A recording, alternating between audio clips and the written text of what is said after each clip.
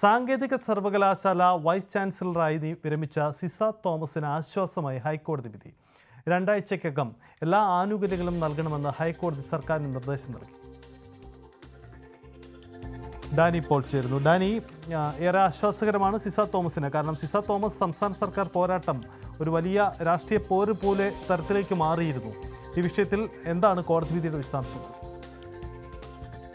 Sajith, digital സർവകലാശാലയിലെ താൽക്കാലിക vice ചാൻസലറായിരുന്ന Ciza തോമസിന്റെ ഹർജിയിലാണ് ഇപ്പോൾ അവർക്ക് അനുകൂലമായിട്ട് ഇപ്പോൾ ഹൈക്കോടതി തീരുമാനമുണ്ടായിരിക്കുന്നത്. എല്ലാ ആനുകൂല്യങ്ങളും 2 ആഴ്ചക്കകം തന്നെ നൽകണം എന്ന് തന്നെയാണ് സർക്കാരിന് നിർദ്ദേശം നൽകിയിരിക്കുന്നത്. നേരത്തെ ഈ കേസ് പരിഗണിക്കുമ്പോൾ തന്നെ ആനുകൂല്യം തടഞ്ഞത് ചോദ്യം ചെയ്തുമാണ് ഇവർ ഹൈക്കോടതിയിലേക്ക് എത്തിയത്.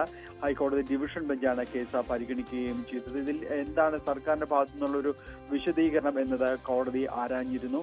ഹൈക്കോടതിയുടെ നിർദ്ദേശാനുസരണം സർക്കാരിനോട് ഇതിൽ വ്യക്തത വരുത്താനായിട്ട് കോടതി ആവശ്യപ്പെടുകയും ചെയ്തിരുന്നു.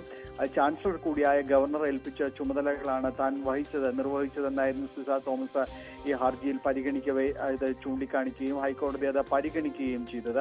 എന്നാൽ സർക്കാരിന്റെ ഭാഗത്തുനിന്ന് ഒരു വിശദീകരണം മാത്രമേ ഉണ്ടായിരുന്നുള്ളൂ. ചുമതല ഏറ്റെടുക്കുന്നതിന് മുൻപായി മാതൃസ്ഥാപനത്തെയും വകുപ്പിനെയും സിസ തോമസ് അറിയിച്ചില്ല എന്നായിരുന്നു ഹൈക്കോടതിയിൽ സർക്കാർ നൽകിയ ഒരു വിശദീകരണമുണ്ടായത്.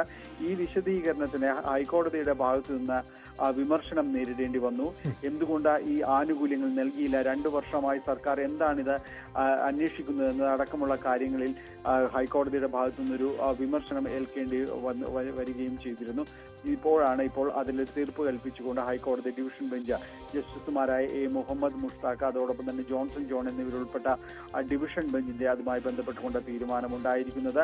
2 ആഴ്ചക്കകം തന്നെ എല്ലാ ആനുകൂല്യങ്ങളും നൽകണമെന്നാണ് ഹൈക്കോടതി വ്യക്തമായ രീതിയിൽ തന്നെ സർക്കാരിന് നിർദ്ദേശം നൽകിയിരിക്കുന്നത്. ഡിവിഷൻ ബെഞ്ചിന്റേതാണ് ഉത്തരവ്.